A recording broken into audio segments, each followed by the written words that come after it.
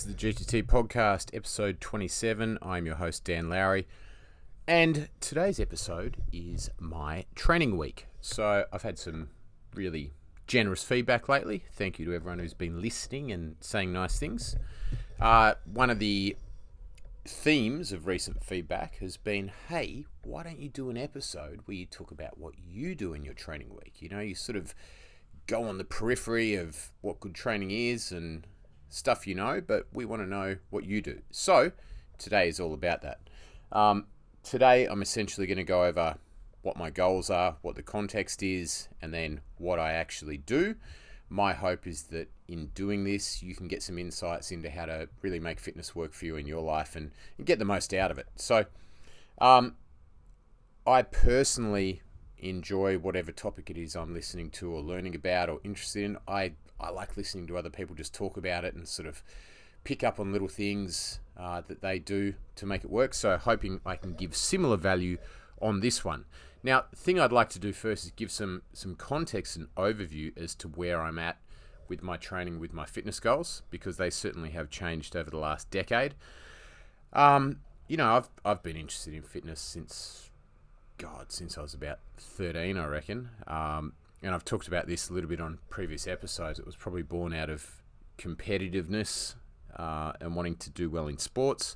And that sort of progressed onto or led into, you know, just wanting to know more and more about it so that I could get the most out of it. And through learning it and through doing it, I've certainly been the beneficiary of living a better quality of life as a result.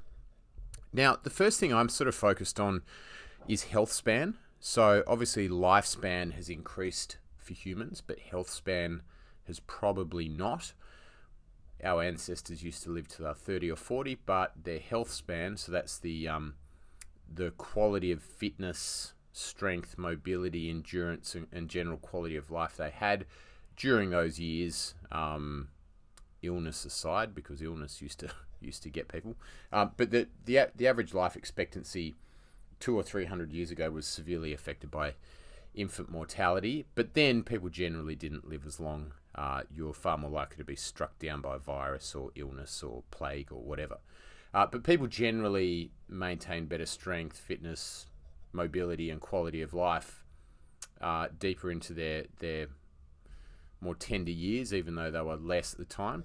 And so whilst we're living longer now, if you look around, most people are pretty decrepit by the time they get to 60 or 70. And in a world where, you know, there's a high likelihood that you'll live till 80 or 90 now, one of my goals is to maintain quality of life and to be in a body that works as well as possible into those latter years. So that has a big impact on my training and how I use exercise as a tool to achieve that. So that should play out a little bit as I sort of talk about my training week here today. Now, the other thing I'm focused on as a big picture tool for designing my training week is energy. So I've got a lot of shit to do, you know. I have kids from 19 to 3. 2 of which are still living at home with me. I've got a business that I'm at 10 hours a day. I've got a wife. You know, I've got a lot of demands. Not saying my wife's demanding; she's anything but.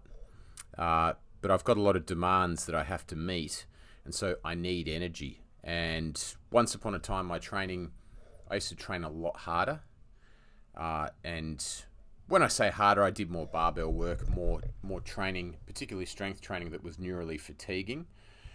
And that's very draining. So what ends up happening as a result is, you know, whilst you might train for an hour or an hour and a half each day, you then spend 3 or 4 hours dragging yourself through the quagmire of neural fatigue and not being really good for much. And if you haven't had neural fatigue before, or maybe you have and you haven't quite realized what it is, it's that fatigue you get where it's not like your muscles are burning or your muscles are sore, but it's the fatigue you get after doing some heavy lifting or sprinting or playing a contact sport, where you sort of get home, you lay on the couch, you watch TV for 3 hours, and then after 3 hours you go, what did I just watch? And you actually don't recall anything, you're really tired, but it's this sort of vague feeling.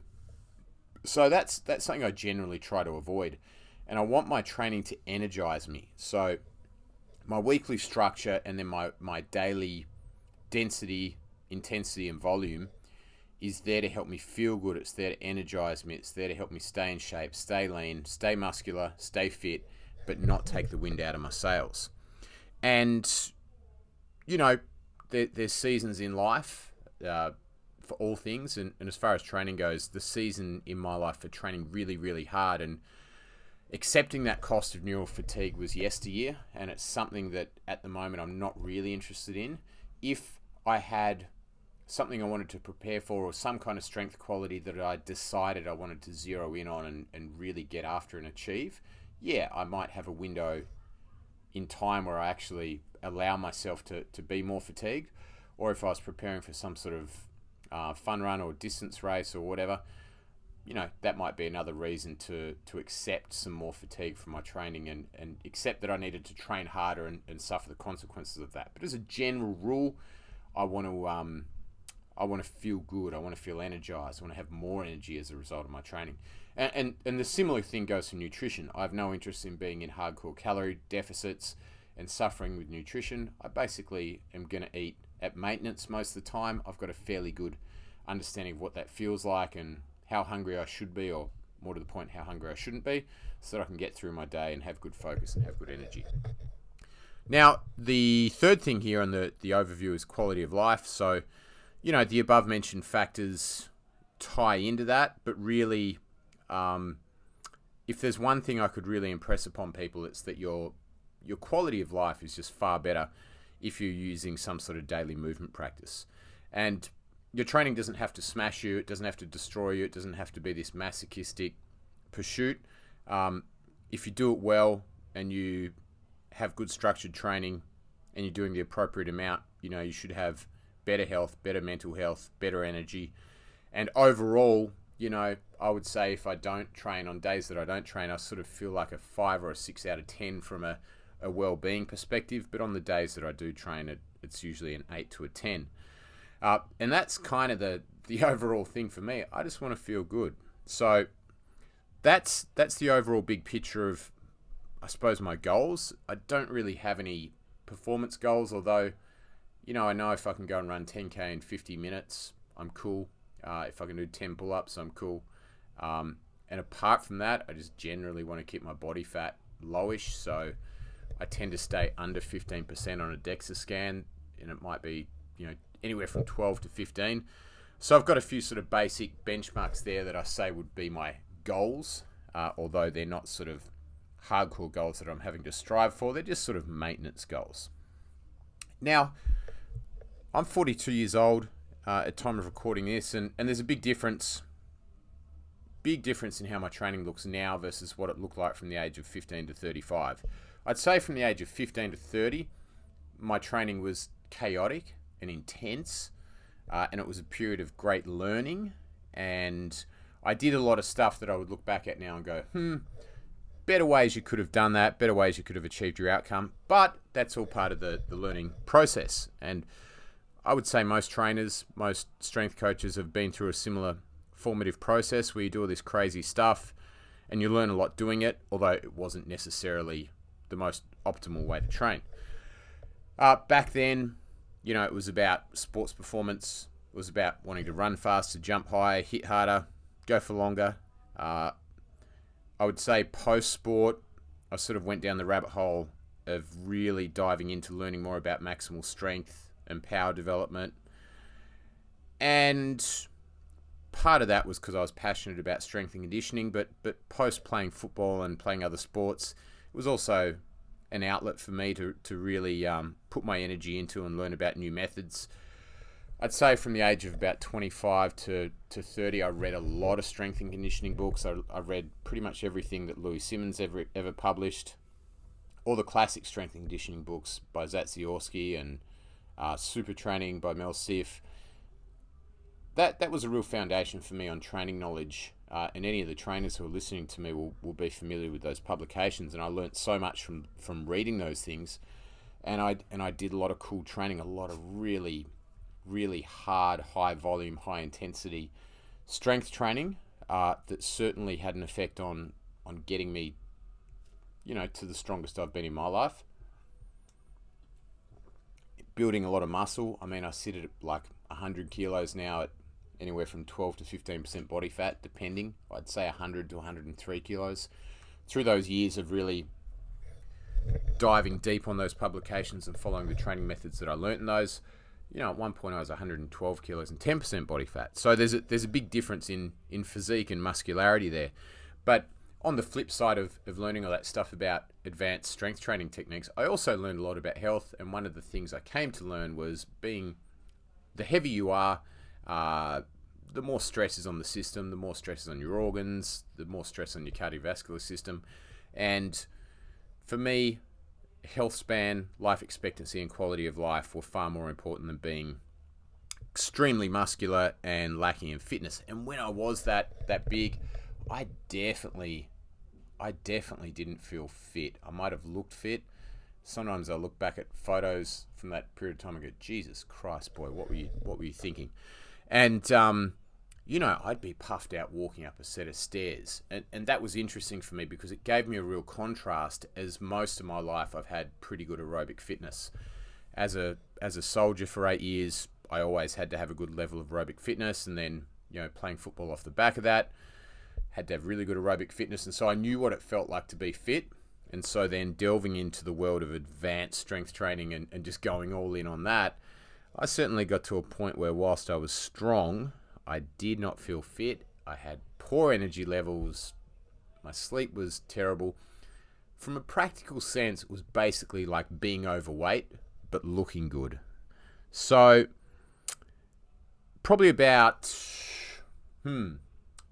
42 now, probably about the age of 37, I was like, right, I've got to really sort of get back to basics here and have a bit more balance in my approach. And so that's when I sort of scaled back my strength work, got back into some running and cardio, and just went back to a more balanced approach, which I'm going to talk about a little bit more here. Now, during that sort of post-sporting phase from the age of 28 to 35, I was doing a lot more heavy compound lifting, heavy squats, heavy deadlifts, not just deadlifts, but deficit deadlifts and deficit Romanian deadlifts and deficit snatches and all kinds of crazy stuff. A bit of Olympic lifting, lots of low rep, maximal strength work. I certainly felt that in my body too. Recurring shoulder injuries, sore neck, sore back. It certainly takes a toll, and if you've done any sort of volume of intense strength work, you'll understand where I'm coming from. And this is one of the interesting things about training in general. I've heard it said that specialization is the domain of injury. So regardless of if you're doing strength training and strength training alone, or if you're running marathons, or whatever it is you do, if you do enough volume of anything, it tends to be where you start to run into the wall that is injury. And I see this regardless of the context. I've seen triathletes who are falling apart. I've seen marathon runners who are falling apart, powerlifters who are falling apart, and the happy middle ground and green pasture of a strong, healthy body that's fit is in the liberation of being able to do a bit of everything, which doesn't translate to being great at anything. But if your goals are like mine, to feel good, look good, and have a good quality of life, that's certainly where you need to lead to at some point once your competing is over. So through, what is it now, 26 years of training, there are some knowns and some things I certainly know about my own body and how it responds to training. And this certainly shapes how I put my training week together now. So I find I need to do strength work as a matter of frequency. I need to do aerobic and anaerobic conditioning as a matter of frequency. And there's certain types of training within those areas that work well for me. Definitely need to do some stretching. I stretch every night. Obviously, sleep is a no-brainer. I'd like to get 8 hours a night. I tend to average about 7 hours 20 as per my Garmin tracking. But when it comes to strength training, I find a varying range on the reps works really well. So I use different periodization models. I use block periodization, I'll use undulating periodization, I use accumulation intensification models, all kinds of stuff to keep it fresh for my nervous system. I don't tend to do a lot of low reps. Every now and again, I'll scale down into some lower reps. I'm doing some lower rep stuff at the moment. Sets of 3 on my main lifts, although I'm using the 1.5 rep method. So that's sort of where you're sort of going down in the rep, and you don't just come back up. You go down, you come halfway up, back down, then all the way up. So you're getting an extra half rep. 3 reps essentially ends up being a little bit more like 6 as far as the intensity and the weight selection goes or allows you. But I like to use traditionally, or for the most part, reps of anywhere between 8 and 20, with a large bulk of my rep ranges being 8 to 12. I like a range of movements, but I sort of have some real bread and butter stuff. In May of 2020 or 2021, I can't remember now. Must have been 2020. I absolutely destroyed the L5S1. I was at work one morning, putting a weight down on the ground. I actually had a 25 kilo plate, went and put it down on the ground, and as I did it, as I let go of the weight, it felt like someone stuck an ice pick through the disc in my back. Sort of battled through the rest of the day, was in pain, went to bed that night, woke up at 2 a.m. and reached over, tapped the wife and said, "Hey, you need to call me an ambulance," because I knew I was in trouble. 24 hours after that, I was in surgery and had a discectomy. So since that, I've noticed that I've become extremely intolerant to bend patterns or any sort of axial loading of the spine. And 10 years ago, if 32-year-old Dan had said to 42-year-old Dan, if 42-year-old Dan had said to 32-year-old Dan, "Hey, you won't be squatting or deadlifting in 10 years, I would have said, "Hey, you're a pussy." But time has a habit of teaching you lessons, and the lesson I learnt was, you can put yourself through a certain amount of punishment, but eventually you'll pay the price. And all those years of doing really hardcore strength training, my belief is that I did enough reps throughout that period that were bad or not optimal, and I did enough of them at a high enough weight that I just caused degeneration and wear and tear of the intervertebral disc to the point that it was compromised, and it was a straw that broke the camel's back type moment. And so it's not that squats or deadlifts are inherently dangerous, but if you do enough of them poorly, they eventually become dangerous. And I think probably the stuff that I did over the years that contributed to that was, I think, reps with relatively heavy weights under massive amounts of fatigue, a couple of reps beyond what I should have stopped at. And I should also add to this that this was an injury I'd suffered in my early 20s during my military service. So I had a history there and had a pathology.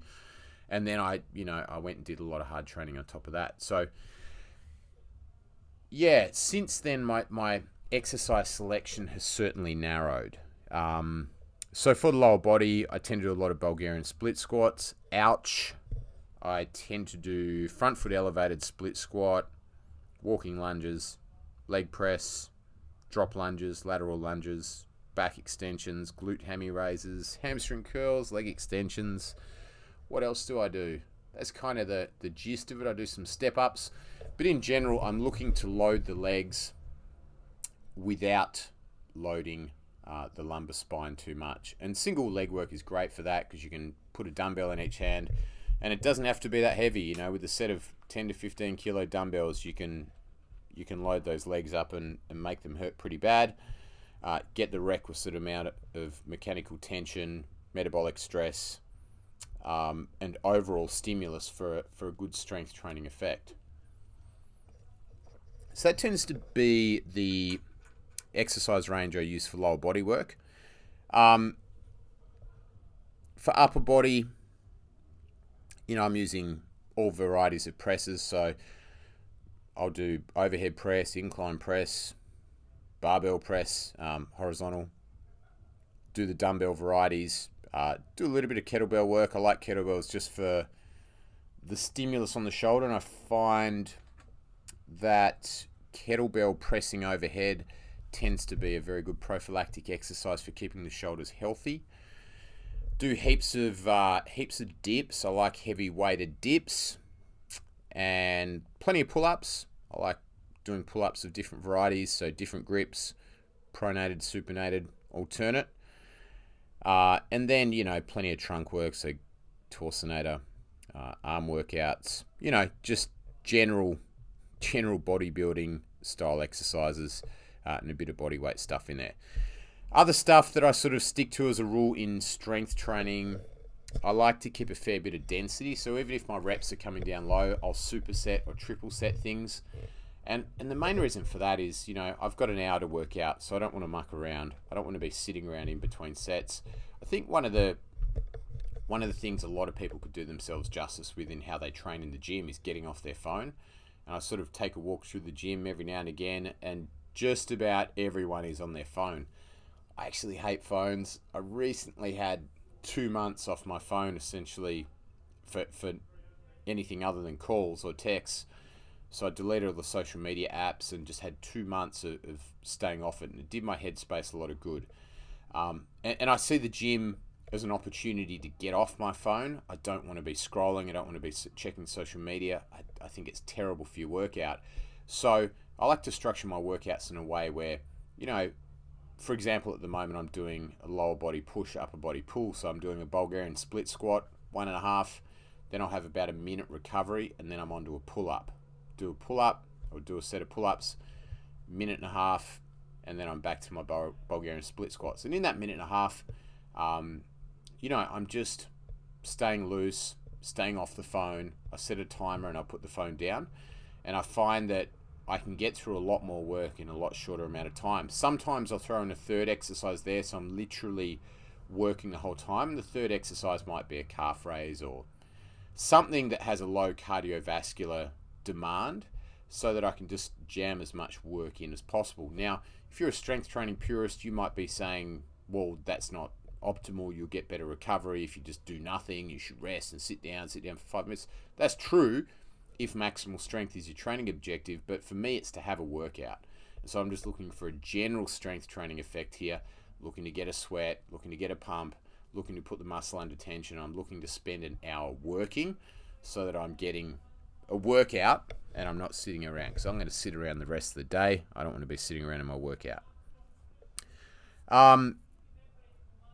So I find that process of creating workout density through supersets and triple sets is really beneficial. Cardiovascular training, I do this entirely as running. One, because I believe that running is a true test of fitness. I think a lot of people avoid running. Some people should avoid running. But when we sort of take a look at running, riding, rowing, and the different options for locomotive, cyclical, aerobic work, I believe that running is a lot better for your body than those other methods. I think that the postural demands of riding a bike and rowing aren't great for the lower back. Some people might say, yeah, but running's terrible for your knees and blah, blah, blah. I don't find that's the case. I saw a study recently that was comparing injury rates per 1,000 participants, and it was across different exercise modalities, and bodybuilding actually had the lowest, which is sort of what I'm tying into with the strength training workouts I'm doing. I'm not doing like denim shorts, stringlet style bodybuilding training where it's all machines. I'm doing a mix of machines and free weight work, but sort of tying into that principle of doing strength work that's low risk, high reward. But running is actually a fairly low injury occurring sport, especially if you're doing some strength work with it.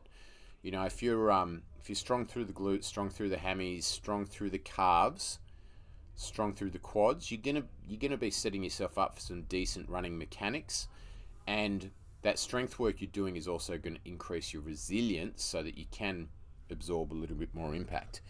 And so I personally find running is a really good break for me. I obviously own the gym and I work in the gym, so it's good for me to get out of the gym because I'm here all day. It's nice to get outside, get a bit of vitamin D. Posturally, with the history of lower back injuries I've had, I find running is actually really easy on my body. I have dealt with a little bit of Achilles tendonitis, but I'm on top of that these days.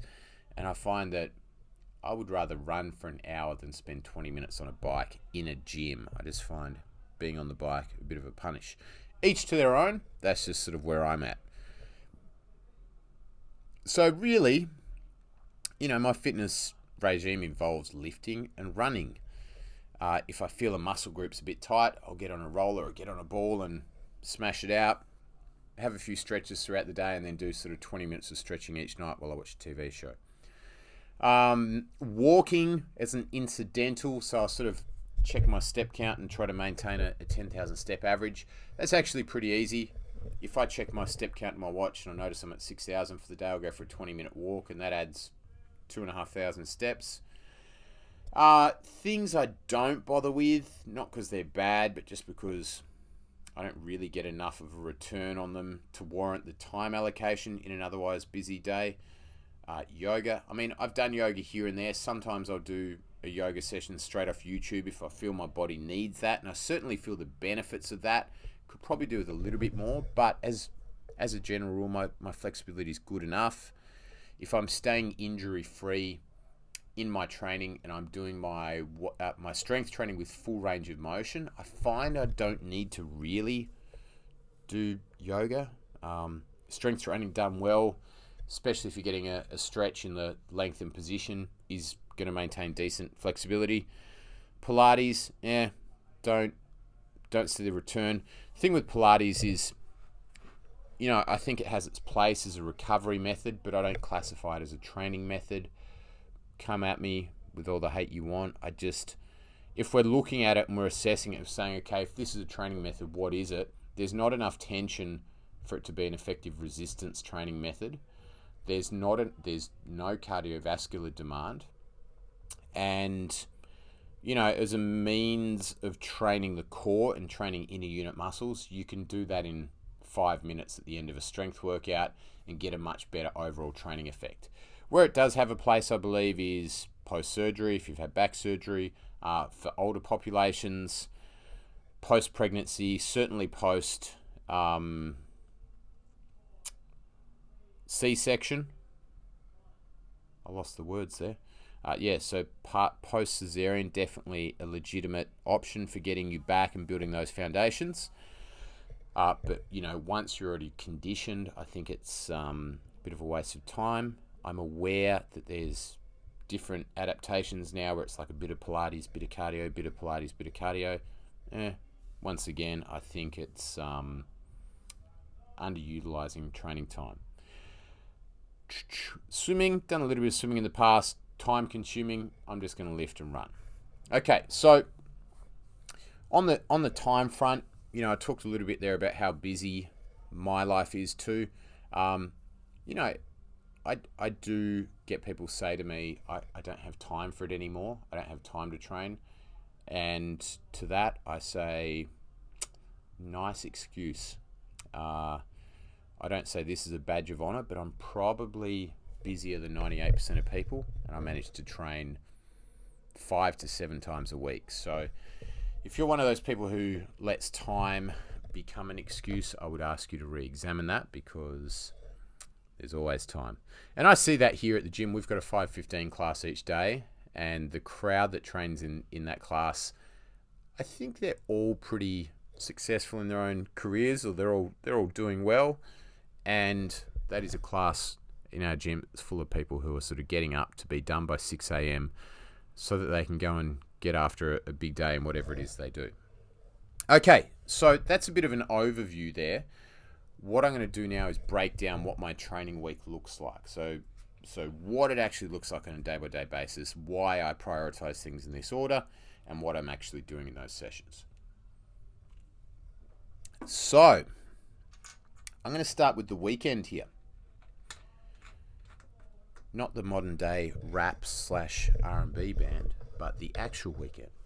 Now, a lot of people see the weekend as an opportunity to rest. I actually see it as an opportunity to get ahead. And if there's one hack here in this podcast episode that I think you could get something out of, it is this one. So most people sort of get through their training week, Get to the weekend, it's like, all right, it's time to rest. I think there's a little bit of danger in that because it sets you up for potentially bad weeks. Now, before I actually go into this, I want to just do a little reminder of my 3 golden rules. Anyone who's been around me in the gym long enough will have heard these. But the 3 golden rules are rules that I have to help people as a circuit breaker to corral them towards better behaviors and more consistent behaviors. Now, keep in mind, humans are creatures of habit, and we want to make sure that we're cultivating the right habits. Knowing that we're creatures of habit, we can sort of look at the herd, and most people don't maintain a good health and fitness routine. And so we can look at the herd and look at what most people do and then basically just do the opposite. And so what happens is most people at some point will try and get into exercise, try and start a routine, but they have a bad week, they fall out of the habit.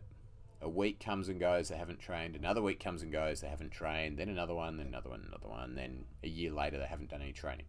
And so I use these rules to act as a circuit breaker to make sure you don't end up in that position.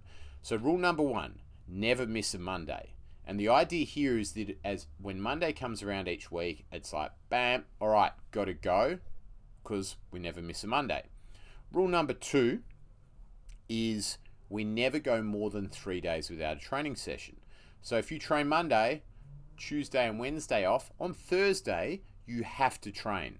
Okay, so circuit breaker number 2, we've then done 2 training sessions for the week. And this is a 7-day time frame I'm talking about for the week. Rule number 3 in the golden rules is never less than 3 sessions in a training week. So you've done Monday, you've done Thursday, Friday you might have off, you get to Saturday, you're like, oh, I've got to train because the 3 golden rules. Now that means in that given week, you've had a minimum standard by following the golden rules. And if that's your worst week, it's not bad. So you might get there on Sunday and go, last week I did Monday, Thursday, Saturday, it was okay. I'm going to try and do a little bit more this week. And you schedule in another session, you make sure you get to that. Now, if you consistently get 3 to 4 sessions every single week for the rest of your life, you're going to be doing okay. Like 150 to 200 training sessions per year is what that extrapolates out to. If you do that every year, you're looking at 1,500 to 2,000 training sessions in the next decade. And if you've achieved that, you are going to be in such a better position than if you hadn't.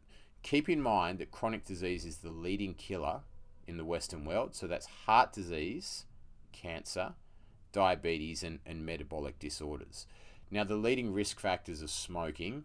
All right, don't be a dumbass, don't smoke.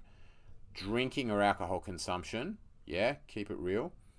Body mass and activity levels. So those 4 things, they're the 4 important things you can control to reduce your chance of dying of a chronic disease. And dying of a chronic disease, I'm sure, would be torturous and traumatic and horrendous, not just for you, but for your family. So don't fucking smoke. Keep your alcohol intake under control. Keep your body mass in a healthy range, and keep active. Keep your body moving. And so the 3 golden rules are certainly going to address the body mass and the activity levels, provided that your nutrition is sensible. So they're the golden rules. Now, you're going to see here how this weekend outlook I have sort of helps with that. So on the weekend, rather than putting my feet up and saying, all right, it's time to rest, I'm looking to get ahead. So what that looks like on Saturday, we have a bit of a structure in the house, so we sort of do some family stuff Saturday morning. In the afternoon, I'm looking to go for a run. And so each weekend, I'm looking to do 1, hopefully 2 runs. But Saturday is definitely a run, so I'll go for a long one. That might be anywhere from 50 to 70 minutes. And I'm just going out and I'm sort of holding a 6-minute per K pace, so I'm looking to do about 10 Ks. Sunday, I'm going to do another run. Not always, but probably 70% of the time I do a second run. And that'll be like a 30 to 40 minute easy run. So by this time, I've done 2 runs for the week. Now, my overall aim for the week is to do 4 runs. 3 to 4 runs, 3 weight sessions. Now, if I've knocked over 2 of those runs on the weekend, I'm ahead of the game. So I've only got to get 1 or 2 more runs in the week. I generally schedule those for Thursday or Friday, and that's pretty easy to achieve. Now, if I'm breaking down my running for the week, what I look to do is do a long run on a Saturday. So that's just building that zone 2 fitness. And then Sundays, similar sort of intensity, but shorter. And recommended time for training, so as far as aerobic activity goes, recommended is 200 minutes per week. So if I run for 60 minutes on Saturday and then 30 on Sunday, there's 90 minutes of my running done.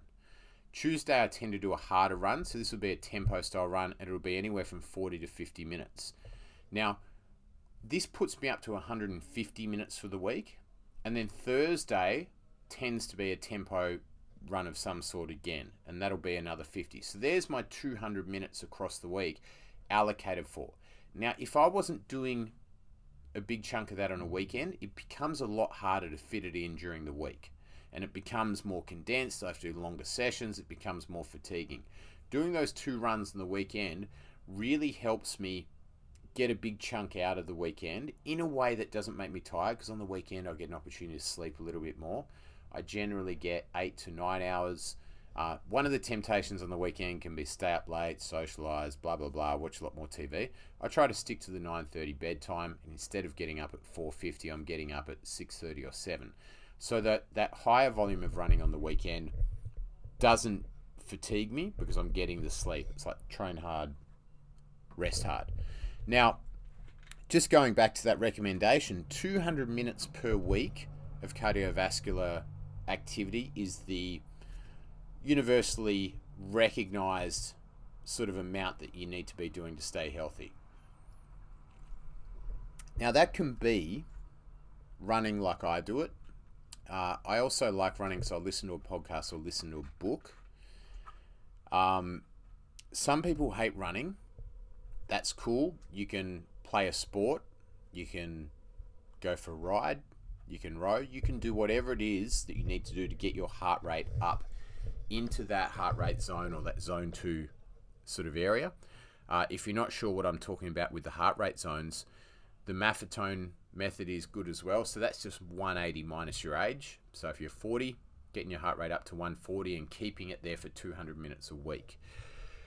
There is an alternative to this. So if you do not have that much time, 75 to 90 minutes of higher intensity cardiovascular activity. So that could be,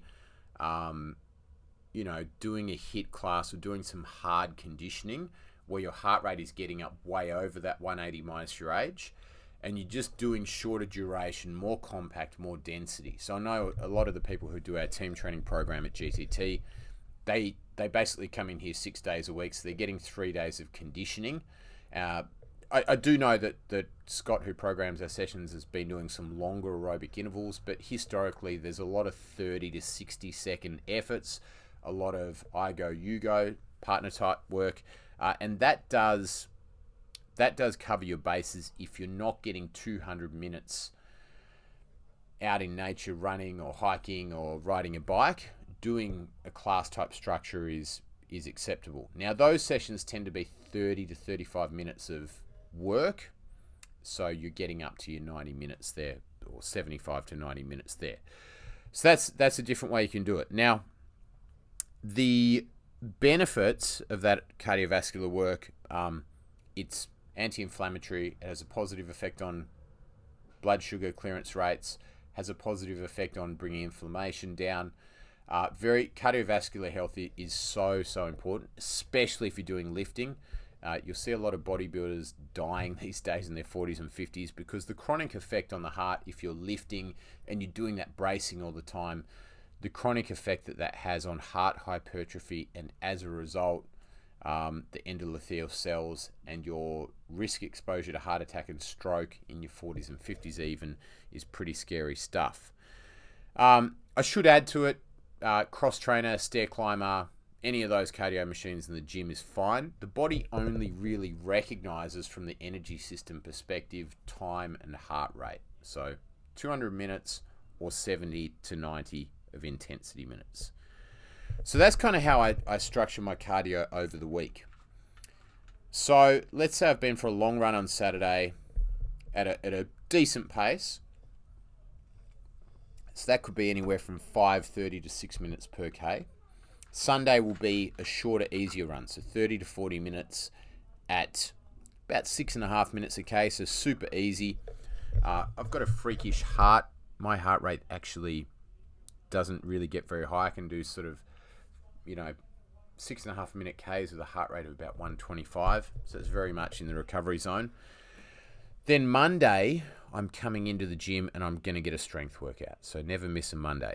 Now, I'm going to sort of go through what my program is at the moment. I've got A1, A2 as my structure. I've got Bulgarian split squats, 1.5 reppers. Now, the Bulgarian split squat, that's back foot elevated. So I've got a dumbbell in each hand, all the way down, halfway up, all the way down, all the way up. And I'm doing that for 3 to 6 reps at the moment. Now, I really like getting a hard leg workout in on a Monday, so getting some hard leg work into me. My legs are a little bit fatigued on a Monday from the running, but they're not too bad. And then I'm supersetting it with some pull-ups. Now, there's all kinds of variance in how people recover, but I find my legs recover reasonably well. And doing that sort of hard leg workout on a Monday, I just find psychologically that sets me up for the week. So I'm doing my Bulgarian split squats or some sort of lower body movement, supersetting that with an upper body movement, and I'll do 4 or 5 rounds of that.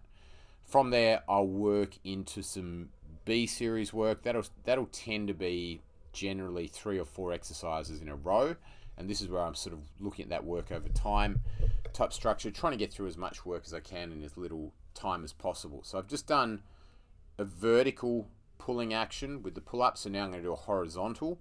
So it might be a T-bar row, might be a single arm row, anything of that variety. And I'll do some sort of posterior chain exercise to support the Bulgarian split squats. So it might be, I think it's a glute hammy raise at the moment. So I've gone A1 Bulgarian split squat, A2 pull-up. Then I move into the B series. B1 glute hammy raise, anywhere from 8 to 10 reps there. B2, I'm doing T-bar rows at the moment. And then B3, I'm going with a core movement. So I'm just working an ab wheel rollout. B4, calf raise. I find doing calf raises important, one, because genetically I had very small calves. They've grown significantly.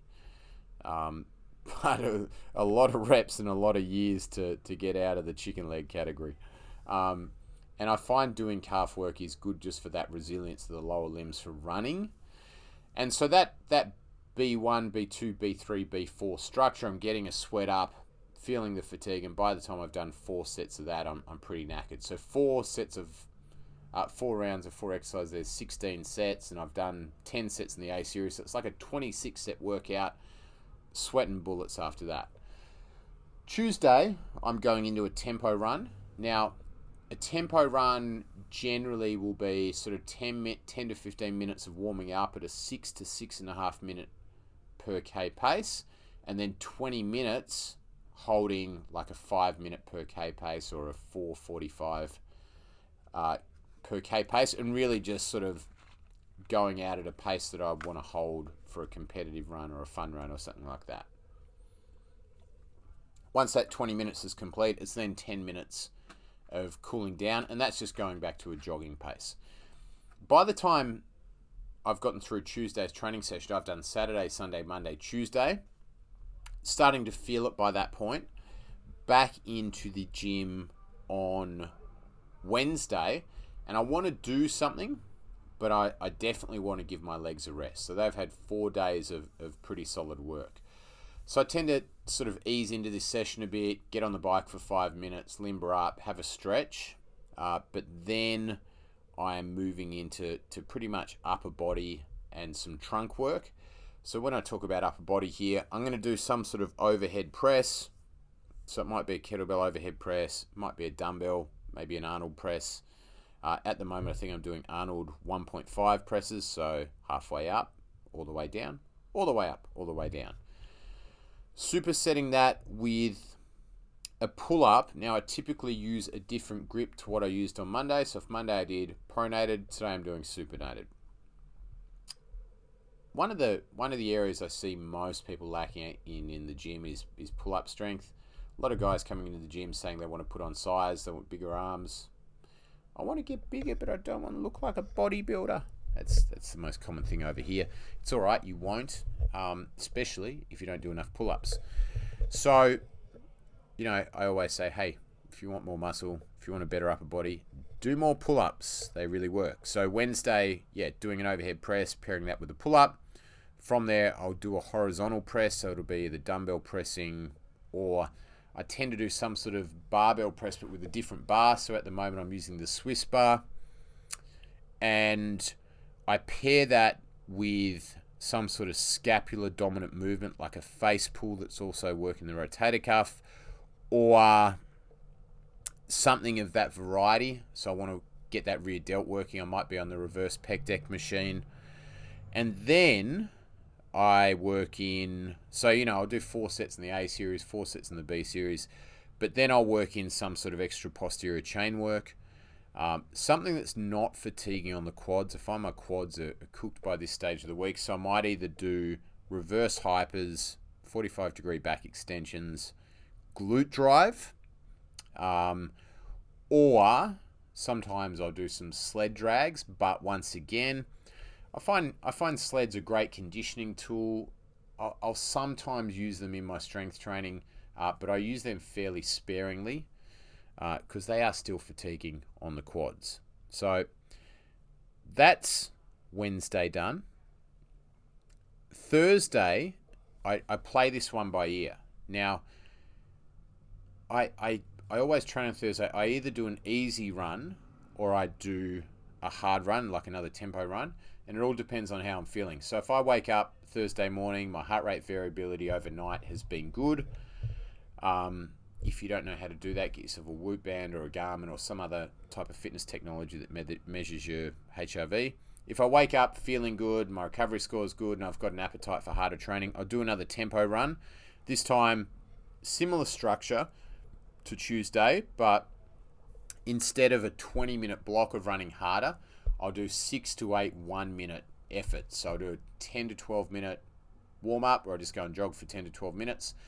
And then every sort of third or fourth minute, I'll run at a 4-minute per K pace for a minute. And so I'll work 6 or 8 of those through a 20-minute period, and then a 10 to 12-minute wind down. So once again, it's a 40 to 50-minute run with some harder efforts in there.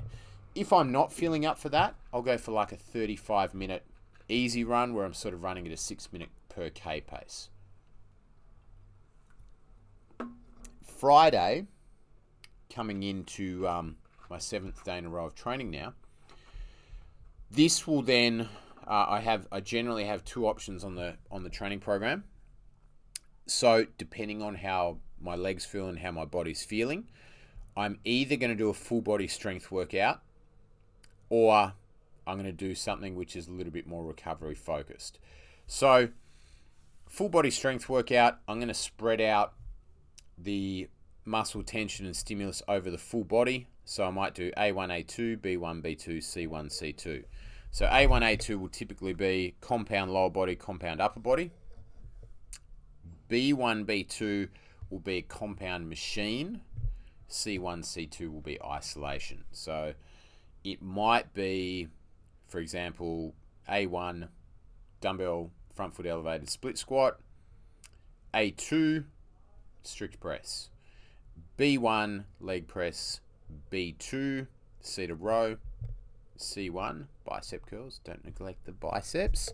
C2, seated dip machine. So the idea here is I'm getting muscle tension throughout the full body, getting a full body pump, getting endorphins, feeling good, walking out of the gym feeling good. Now, you might be saying, that's 7 days in a row. How can you talk about managing your training load now?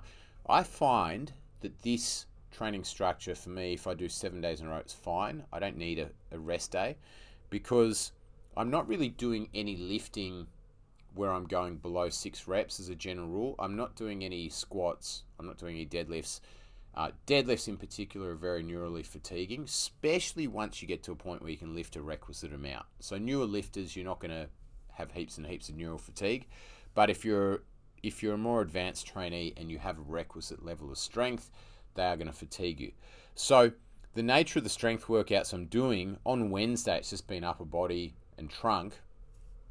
Monday was full body, and then Friday is full body again, but there's no strength work in there that absolutely smashes me. It's hard while I'm doing it, yeah, but it's not this going to the edge, utterly fatiguing, smash your brains out, go lay on the couch for 4 hours afterwards. This is training to feel good. Now, if I got to Friday and I was absolutely trashed, I might just do a mobility session, do some foam rolling, do some stretching, maybe finish off with 10, 15 minutes on a bike just to get the heart rate up and energize me, oxygenate the brain, feel good. But that's rare. So the strength work and the strength training demands are not too bad. Now, when we look at the running sessions, the Sunday run is like a recovery run, but it helps get my minutes up so that I'm up towards that 200. Saturday's a longer run, but I find that I recover pretty well from that one because I get 2 good nights of sleep. Tuesday's a hard run. Thursday's a hard run sometimes, but I would say one in every 3 Thursdays is an easier run. Now, what this training week allows me to do really is get movement every day, move my body every day, get endorphins every day, and do it at a threshold which is below that of what I'm going to sort of of the point where I'm going to get a lot of fatigue and need more recovery. Now, like I said at the start of the episode, there might be periods of time where I'm looking to really dial in a fitness quality, whether it be to run faster or develop a certain lift, but I'm kind of past that. I'm really just training to feel good here, so I don't really find myself at this point anymore where I'm like, well, I want to get my squat up by 10 kilos, or I want to beat this old squat PB. It's like, what material difference does this make in my life, and does it put food on the table?